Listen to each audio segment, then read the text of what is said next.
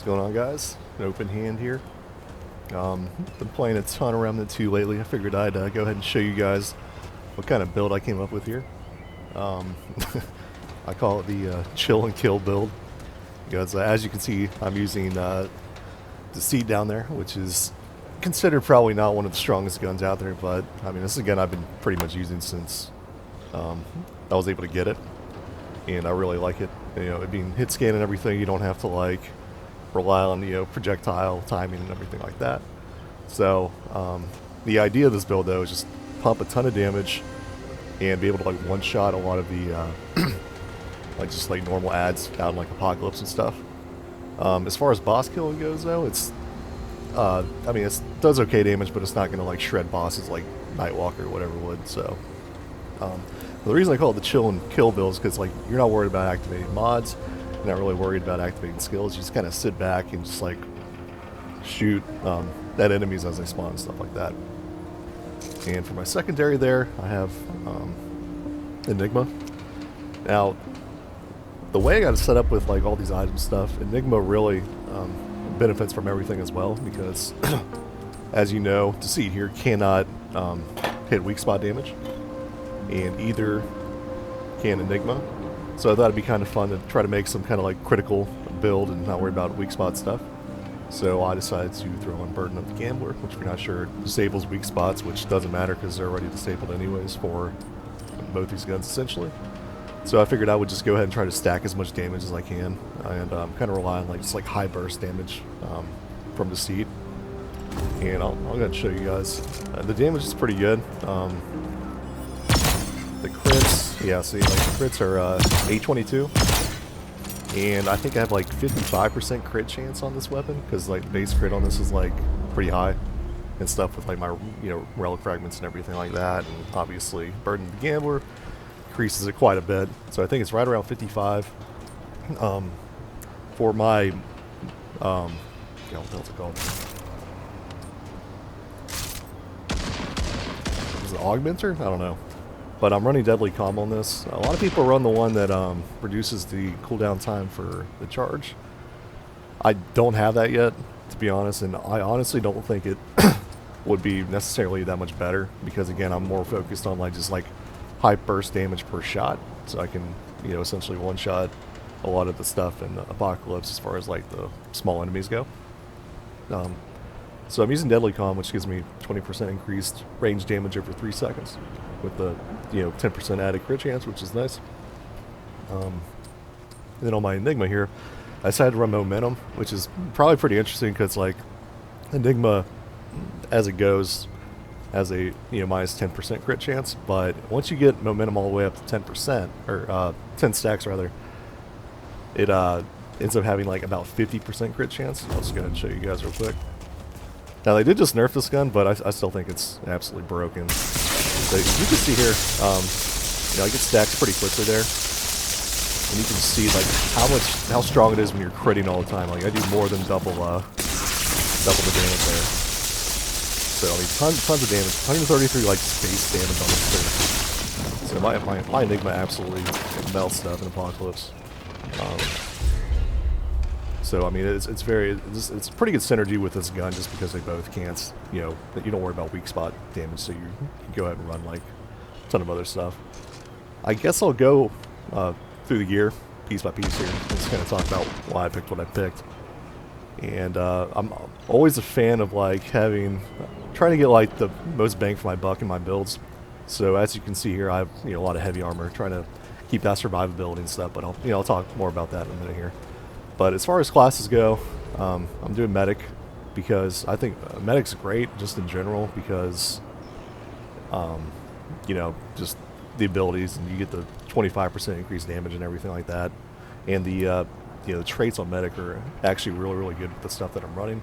For example, I'm running the Tranquil Heart, which was a bitch to get, but I think it's probably the best relic in the game, so I do recommend you trying to get it. I mean, it's a doozy, but yeah, the thing is, it boosts my passive regeneration on health by 0.3, just being the Medic class. And, you know, if I'm playing a team game, some of that regeneration will go to, you know, allies that are near me. And like I said, I'm not really worried about skill cooldown and everything like that. My Q is literally like my oh shit button. If I'm about to die, I'll just pop it because it's a very quick cast time, and I'll just, you know, roll away. Or like if someone else on my team is about to die, I'll just cast it real quick. So it's just a really, really good ability there. And for my other class, I'm doing Hunter. The main reason I picked Hunter is because I am using Burden of the Destroyer, which does decrease my range of my firearms. But the default range on Deceit is just so high anyways, it doesn't really matter. So it's like not a big deal at all. But Hunter also has the most, you know, the highest like just base damage, like 40% range, right? So obviously the weak spot damage doesn't matter here, but the 40% range damage and the 5% crit is really important. Plus some of the other traits on there are pretty nice to have, like, you know, kills due to weak spot and critical, increased ammo drops by 50, stuff like that. It's really, really nice to have. So I picked that just because it just does more damage. I mean, if you want, you can run something like, I mean, Challenger's a pretty good pick because, again, Enigma just absolutely melts. So if you want to run, you know, Challenger in place of like Hunter, obviously I would switch Medic. The reason I'm running Medic first is because the Hunter's passive trait is absolutely useless to me. At least here, I mean, it's like I can get some flasks back if I, or flasks, relics charges back if I need them, right? So, but if you want to switch up the class and stuff, go like, you know, Challenger or something like that, or even Gunslinger is pretty good, just because, you know, the Bullet Storm ability, when you kill something, it automatically, you know, puts ammo back in your clip, and you don't have to worry about reloading for a while. There's just different stuff you can do, but I decided just, again, to try to get the most damage I can get per shot out of this setup here. So I kind of landed on Hunter there. As far as equipment goes, I'm using Lita's Amulet and the whole Lita set here because, you know, I want to be able to take a few hits in Apocalypse because getting one shot is not fun. So again, I tried to make it so, you know, as much bang for my buck as I can get as far as like the actual gear goes and survivability. So I mean, as you can see, I get a ton of armor here. I can actually bring up the stats here, and if you go ahead and look at my damage reduction, it's at 79. Now granted, I do have a consumable on that raises my armor by like 30 or something. But the interesting thing about that is that armor is applied to your base armor, and then the trait that increase, like Fortify, that increases it by 50%, increases it after the 30 base armor is added, so you actually end up getting a lot more than 30 armor with that consumable. But let's see here. As you can see, though, it puts me right at under the cap for damage reduction, or so they say. They say it's 80%, or it stops at 80%, but I think damage reduction is like completely screwed up right now. I know they came out with a patch the other day that theoretically tried to fix some of this stuff, but you can still go over 80%. But once they do finally patch this will probably be about as good of like a mix build as you want, or as you can get, as far as like just being able to survive. Like, again, if you don't want to run like Deceit and all the stuff on the right, I think just having like all these and this amulet and stuff too, so you can, you know, be at middle normal dodging and stuff is pretty nice, because you can change the range of the guns up and still end up doing a lot of damage, right? But you'll be able to survive as well. So as far as the rings go, though, or I got to use amulet for the reduces encumbrance. Again, that put me right under the weight requirement for medium dodge. I like medium dodge just because the iframes seem a little bit cleaner than heavy dodge, and you can recover quickly after rolling, so you're not like, it's easy to hit. And the stamina cost penalty is actually a really big deal because I'm not running Challenger. so if I were like heavy load, right, and say I had like some other amulet on, and I was having like a, I think it's what, 50% stamina penalty for like running and rolling and stuff like that. I mean, that really adds up, and you can really feel it. So it's just kind of nice to, you know, be able to chill at the 25% stamina cost penalty. But the amulet itself also reduces stamina cost by 15%, so it's like you can roll even more than you normally would be able to. But as for rings go, I got Burden of the Gambler, again, just to not worried about weak spot damage here at all. Just want to get that crit and that damage up as high as I can. Burden of the Destroyer, again, not really worried about the range. Enigma's a close range gun as is, right? And, you know, I do have the long shot from Hunter, so I get a little bit of it back, but just the range on Deceit is so massive as is, so you're not really worried about, you know, you don't need too much more range. I just felt like you get an extra, you know, 5% damage here instead of like going to the ring that gives you like 10% more damage after not taking damage for 7 seconds. I thought this was a little bit more, just better used than that ring. Obviously your probability cord, 30% increased crit damage, absolutely insane. Then lastly got Stone of Expanse here. Increases range damage by 12% and reduces all other damage by 6. Funny thing about this is like it doesn't really seem to affect Enigma at all. Like Enigma still does the same amount of damage, so the reduces all other damage seems to just be melee, at least in my experience. So I mean I just haven't noticed any drop off at all. I put on like a 10% increase ring, and I put this on and it does a little bit more damage. So again, just trying to get as much damage as I can. So as far as the traits go, I'll show you real quick. Obviously Fortify is a must. Now in order to get a lot of these you have to max out the level and everything, which is kind of a pain in the ass, but yeah, spend a lot of time in the chimney killing mobs. That's probably the quickest way to do it. Unfortunately, it's going to take a few hours to get a lot of stuff maxed out, but it's definitely the quickest way to do that if you want to put in the time. So I got Fortify, I got Long Shot by default because of Hunter, which again is really nice due to the Burden of Destroyer. Get a little bit of that range back. Got Regrowth, got 1.5 health regen. Oh, another thing I didn't talk about with the meta class is on the one of the passive traits here. Where is it?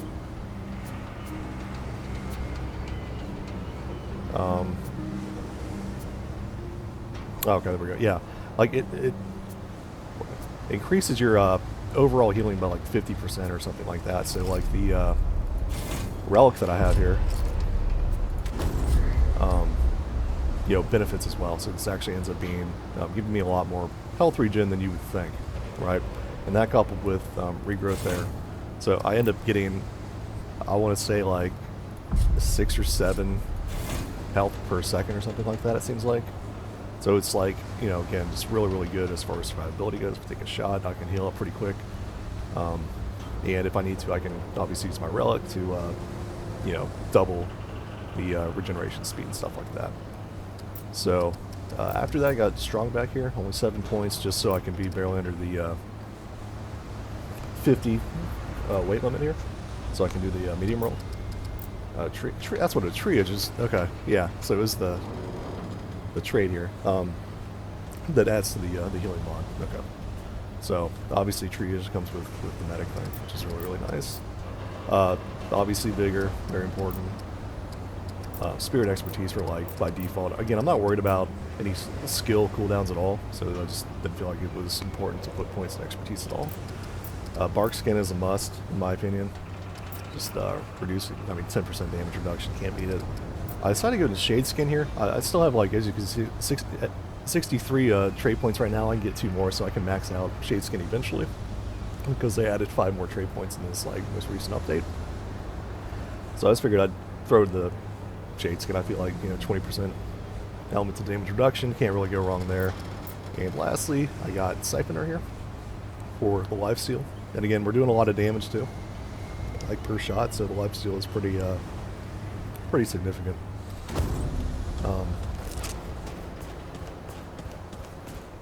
I guess I'll go shoot some stuff real quick, just to kind of show you what I'm talking about here.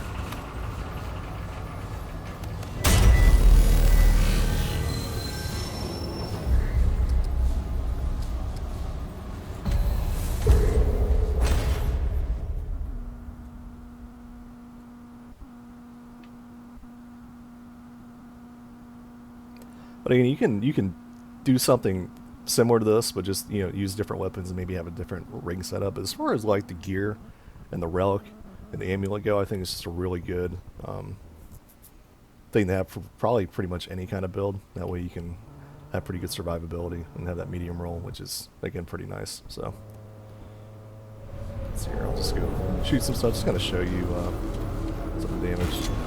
And again, Enigma is still absolutely broken in my opinion. It's so good at clearing crash mobs, so I'll show both here. Don't lag out or anything, losing some frames. And you know, if you're interested too, like I can upload some boss fight footage. Again, this doesn't like meld bosses like a lot of the you know, Nightwalker kind of stuff does, but I mean it definitely does good damage.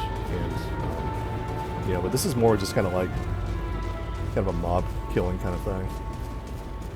Let's see if I can find a couple enemies here. Maybe an elite will show up. I mean, it kills elites pretty quick too. Elites kind of get melted actually. I can like tap some elites, which is pretty nice.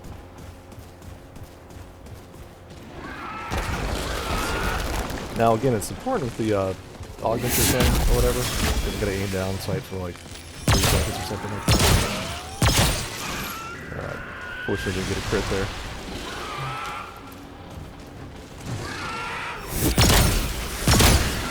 Oh, I didn't go over my relic fragments either, but you can see like my health regen as well. Pretty nice. And again, this is pocket, so it's do a lot more damage. All that.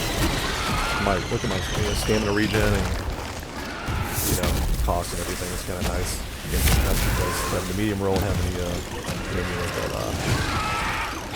cost as well.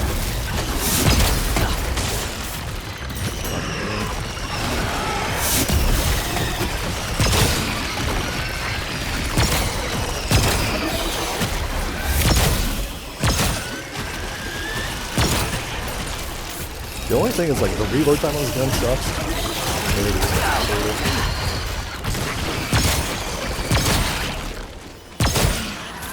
So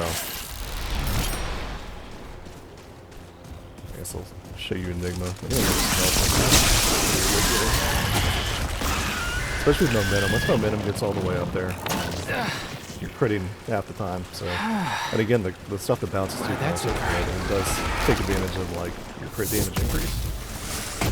So it just, when there's a lot of stuff, it just absolutely melts. If we can find a couple more enemies, it'd be cool if like an elite showed up or something. But again, like the builds that I try to do, I kind of try to make like a very well-rounded build.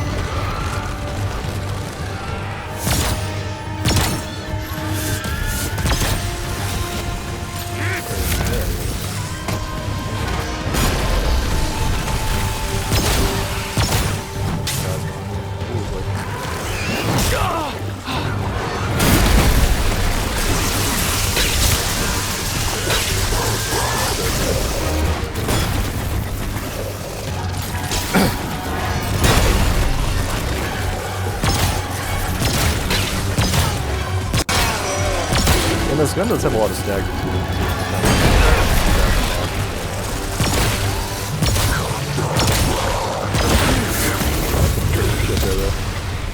But yeah, just overall, pretty strong build.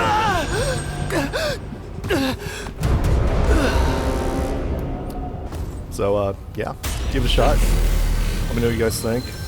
Any tips? I was thinking about, unfortunately, I haven't been able to get the amulet that increases your armor by 30%. But I think it's called like Twisted Idol or something like that. So maybe once I get that, I'll try to like do kind of a different build and maybe even have more damage reduction and stuff like that. So once I do get that, I'll probably make another video. But if you want to see against bosses or something like that, just let me know in the comments. And any feedback is appreciated. And I will see you guys in the next one. Peace.